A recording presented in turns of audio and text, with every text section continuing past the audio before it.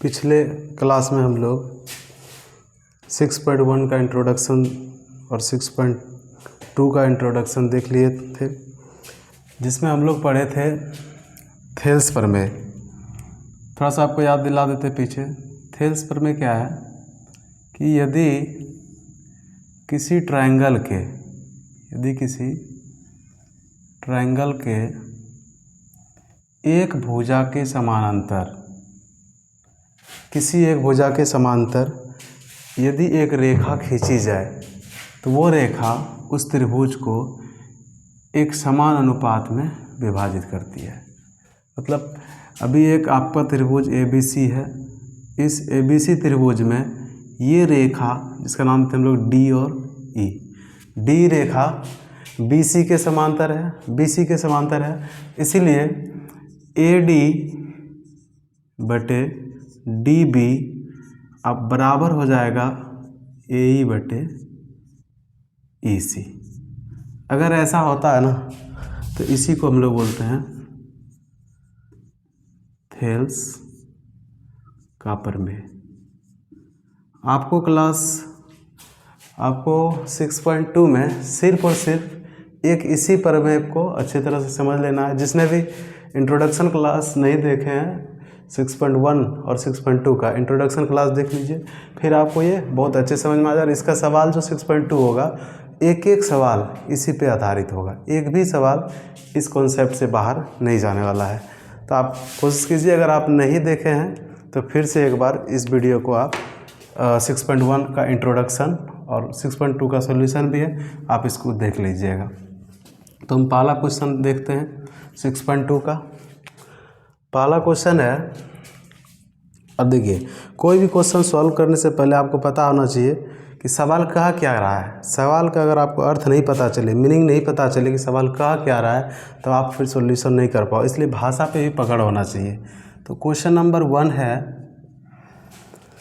कि आकृति 6.17 और में 1 और 2 में D समांतर BC है। और पहला क्वेश्चन पूछा है कि आकृति 1 में EC और 2 में AD ज्ञात कीजिए।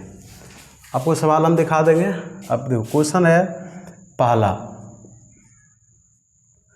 एक ट्रायंगल दे रखा है आपको जिसका नाम है ABC, कुछ इस प्रकार है ABC। यहाँ एक समांतर रेखा खींचा गया है जिसका नाम दे दिया है D। आपको पूछ रहा है कि ये जो EC है, ये इसका मान ज्ञात कीजिए, और कुछ बिंदु का वैल्यू भी दे रखा है। ये आपका 1.5 सेंटीमीटर, ये आपका 1 सेंटीमीटर, ये आपका 3 सेंटीमीटर, और ये EC का मान आपको फाइंड आउट करना है। तो हम लोग पिछली क्लास में देख चुके हैं कि किसी भी त्रिभुज में अगर किसी एक रेखा के समांतर अन्य रेखाएं अगर खींची गई है तो त्रिभुज थेल्स प्रमेय से समानुपाती होगा, उसकी भुजाएं समानुपाती होगी। तो हम देख क्या रहे हैं कि यहाँ दे रखा आपको कि DE समांतर BC है। ये दे रखा DE समांतर BC है। चूँकि DE समांतर BC है दे रखा है, इसलिए थेल्स से AD बाय DB अब बराबर हो जाएगा आपका AE बाय EC। ये आपको याद भी नहीं रखना, आप एक बार कम से कम आकृति को, फिगर को अच्छे तरह से समझ लीजिए, बहुत आसान है, समझ में भी आएगा। ये था आपका थेल्स से। ये सब आपको ब्रैकेट में लिखना ज़रूरी है, पता चले कि आप सही से सीखें, आपको उस पर नंबर भी दिया जाएगा। आप ऐसे लिख दिए, सब नहीं लिखिएगा तो हो सके एक आध नंबर कट जाए। इसलिए जितनी बातें आपको यहाँ दिखा रहे हैं सबको नोट करना है कॉपी पे। जितना आप नोट कीजिएगा, अगली बार रिवीजन करने के लिए फिर से आपको उतना मेहनत नहीं करना पड़ेगा, इसलिए एक बार आप नोट कर लीजिएगा। अब यहाँ जो वैल्यू दिया उसको हम लोग डायरेक्ट पुट करेंगे, रखेंगे, मान रखेंगे।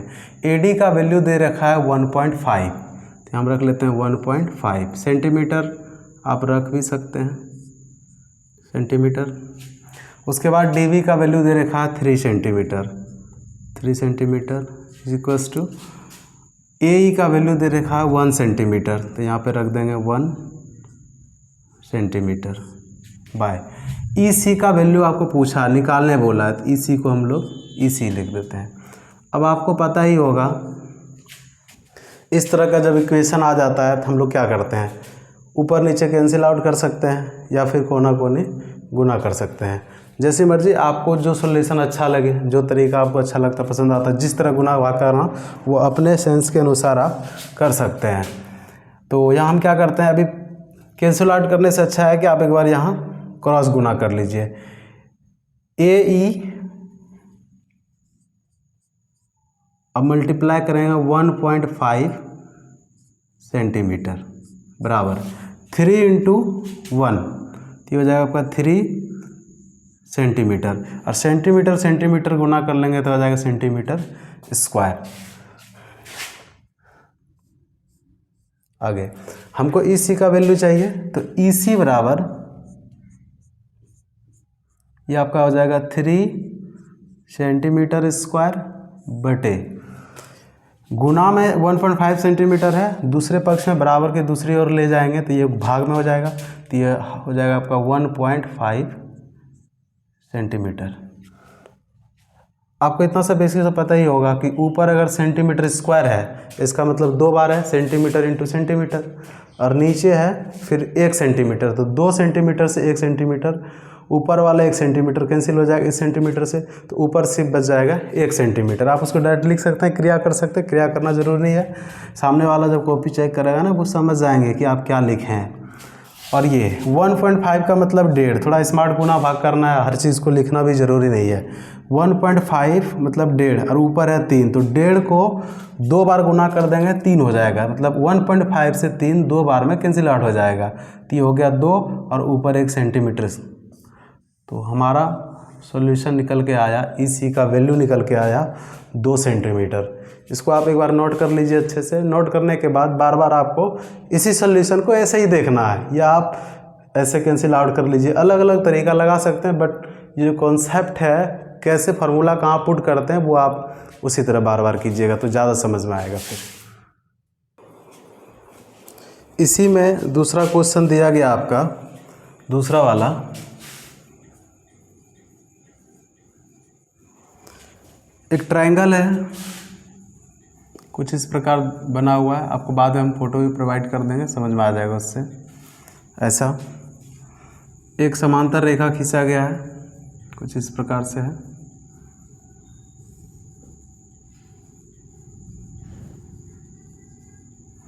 यह आपका ABC ट्रायंगल,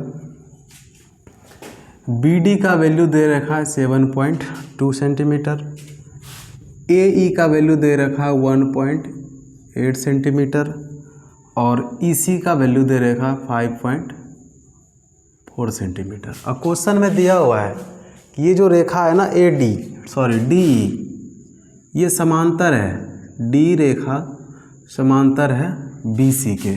तो फिर से वही ये वाला कॉन्सेप्ट कि जब एक त्रिभुज की कोई रेखा किसी दूसरे रेखा के समांतर हो तो थेल्स से सीधा आप लिख सकते हैं, थेल्स से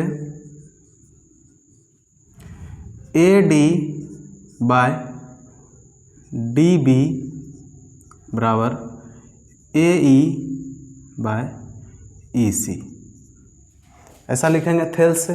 अब थेल्स क्या कहा, थेल्स से ऐसा लिख दिए। अब यहाँ क्वेश्चन क्या कह रहा है कि ये जो AD है इसका वैल्यू नहीं दिया गया है, AD का मान निकालना है। तो AD का मान कुछ नहीं है, तो AD का भी नाम हम AD ही रख लेते हैं। उसके बाद DB का वैल्यू दे रखा 7.2, तो यहाँ से हम लोग लिखेंगे AD by 7.2 is equal to AE का वैल्यू 1.8 सेंटीमीटर, ये भी सेंटीमीटर है, इस बार यूनिट हटा लेते हैं, बाद में हम लोग लगा लेंगे। उसके बाद EC का वैल्यू दे रखा आपको 5.4, यहाँ 5.4। अगर आपको पॉइंट वाला गुना भाग सही से आता है तो आप डायरेक्ट भी कैंसिल कर सकते हैं, या जैसे मर्जी आपको जो सॉल्व करने में जो तरीका अच्छा लगे आप वो यहाँ वही प्रोसेस लगा सकते हैं। और क्लास 10th में आपको बोलने कैसे कटाना नहीं कटाना, तो फिर आप समझिए कितना लेवल नीचे है। थोड़ा मेहनत करना ज़रूरी है, तो आप मेहनत कीजिए अगर इस तरह का गुना भाग आपसे नहीं हो पा रहा है। चलिए फिर भी हम बता देते हैं। 1.8 मतलब एक अंक के बाद, जब भी पॉइंट काउंट करना है तो आपको दाएं से बाईं ओर, तो एक अंक के बाद पॉइंट कैंसिल आउट हो जाए, क्योंकि नीचे भी एक अंक के बाद दोनों का पॉइंट हट गया, कोई चेंजेस नहीं होगा। अब 18 से एक बार में 18 और 54 3 बार में कैंसिल हो जाएगा। तो एक स्टेप आगे बढ़ा लेते हैं। AD बराबर 7.2 अब बराबर हो गया 1/3। यहाँ पे सेंटीमीटर है, ठीक है, कटा नहीं है, यहाँ दोनों सेंटीमीटर कैंसिल आउट हो गया। तो अब इसको कोना कोनी गुना कर लेते हैं। तो कोना कोनी गुना करने से क्या होगा, 3 × AD, 3AD अब बराबर 7.2 सेंटीमीटर यहाँ है। आप उसको लिख भी सकते हैं या सबसे लास्ट में भी लिख सकते हैं। अब यहाँ से AD जो हो जाएगा 7.2 सेंटीमीटर और गुना 3 AD के साथ है, और दूसरे तरफ ला जाएंगे भाग के दूसरे पक्ष में, तो ये बराबर के दूसरे पक्ष में, तो गुना भाग हो जाएगा। तो आप 3 से 72 को कैंसिल आउट कर लीजिए, तो AD बराबर हो जाएगा आपका 24 या 72 और एक अंक के बाद पॉइंट है, तो AD का वैल्यू हो जाएगा 2.4। ऐसा क्वेश्चन जब भी आपको पूछा जाएगा तो एक नंबर का रहेगा, न्यूमेरिकल रहेगा। इतना गुना भाग करना भी ज़रूरी नहीं है। आप जितना इस पे प्रैक्टिस कीजिएगा ऐसे क्वेश्चन पे, आपका सॉल्यूशन करने का तरीका उतना ही ज़्यादा बेटर होते जा रहा है। इसलिए आप घर में थोड़ा इसको प्रैक्टिस कीजिए, अलग अलग क्वेश्चन अलग अलग टाइप से।